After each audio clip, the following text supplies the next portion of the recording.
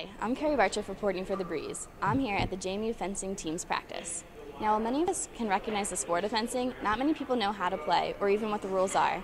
Badly Devin has agreed to teach us how to fence. First thing you need to know about fencing is all about the equipment. Traditionally, a fencer wears white because before we had electric fencing, you would actually put chalk on the end of the blade so when you stabbed someone it showed up. So we all have a white jacket just for protection on the arms. The silver one's the lame, which when the sword touches the lame, a different color will go off on the scoreboard because of the electronics. So this is how you score on the lame. We wear knickers as well, so we're old-fashioned, and long socks so that everything's covered. And traditional fencing shoes are flat-soled and have really good traction for faster movement. There's a helmet to protect the head, and a glove on your sword hand. There are actually 3 different styles of fencing. The first is foil, with the light blade, and in foil you can only hit someone directly on the torso in the lame area, so it's arguably the most strategic form.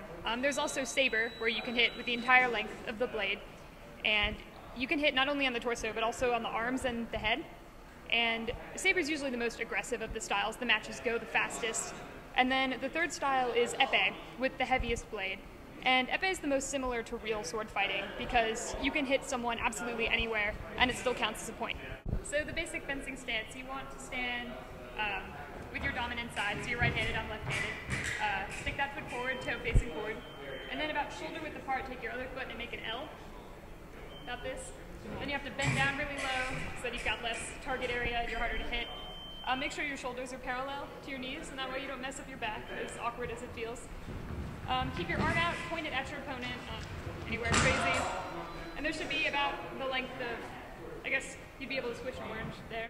It's a very physical sport, but there's so much thinking involved, and I like the complexity a lot. The thing I love most about fencing currently is actually teaching new people to fence, to get into the sport and to enjoy it as much as they can or as much as I do.